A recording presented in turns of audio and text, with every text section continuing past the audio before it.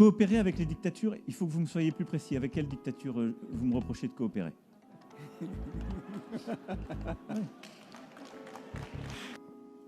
Chez nous, ce qu'on appelle dictature, c'est ces présidents-là qui, par souci et par velléité de durer au pouvoir et d'y rester éternellement, modifient des constitutions, organisent des élections, tripatouillent ces élections et se maintiennent au pouvoir.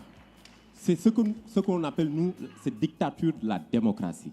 Et je pense que vous les connaissez aussi. Et donc, je m'appelle Cheikh Fall. Je suis africain, sénégalais.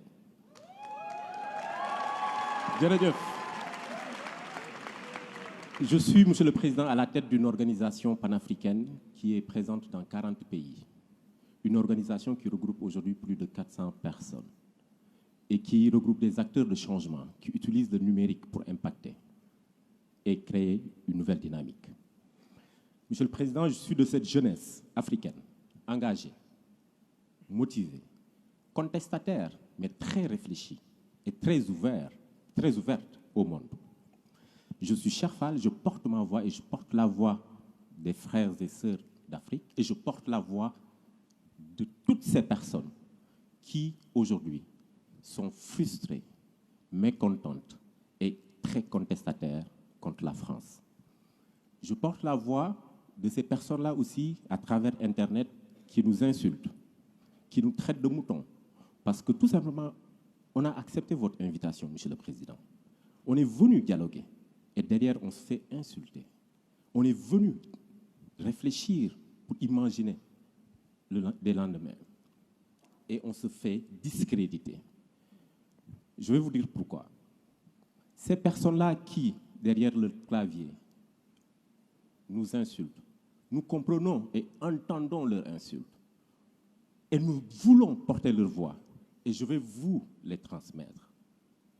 C'est de la colère, c'est de la tristesse et c'est beaucoup de mécontentement.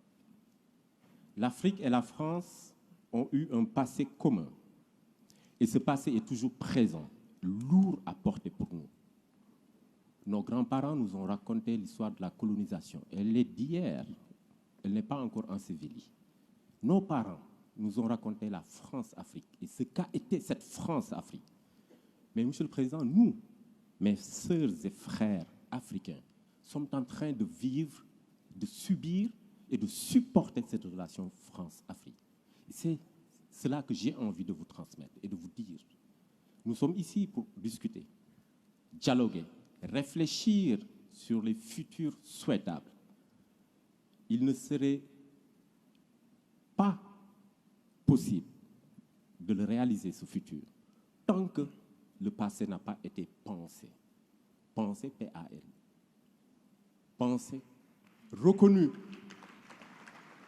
Il serait une chimère que de vouloir un futur avec les plaies du passé. Monsieur le Président, ce passé est lourd et continue à peser sur nous. Je vais vous inviter maintenant. Vous pouvez remettre votre costume de président. Je vous invite ici et maintenant à un rendez-vous historique. Je vous invite à prendre ici et maintenant des engagements forts, des décisions fortes pour reconnaître et accepter de demander pardon au continent africain. Vous sentez beaucoup d'émotions dans ce que je suis en train de dire. Effectivement, je suis très ému et je sais que je ne suis pas le seul à être ému.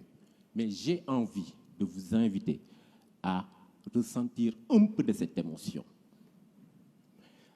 Après cela, Monsieur le Président, je vous inviterai à cesser de coopérer et de collaborer avec ces présidents dictateurs en Afrique.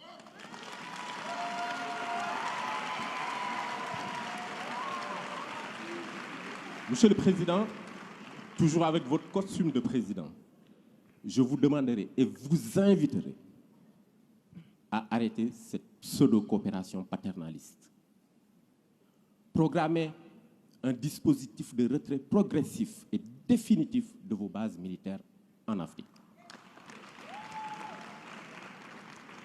Ensuite, Monsieur le Président, je vous invite, ensemble, mettons un mécanisme de collaboration franche afin de renforcer les acquis démocratiques dans notre pays.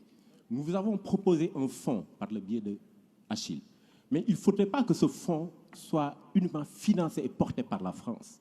Nous avons des Africains qui défendent la démocratie et qui sont des philanthropes. Et nous les invitons, moi, à travers ma voix, la voix de mes amis, Mo Ibrahim, Jay Naidou, Tony Emelunu et tant d'autres, rejoignez-nous, travaillons ensemble, finançons et portons le changement.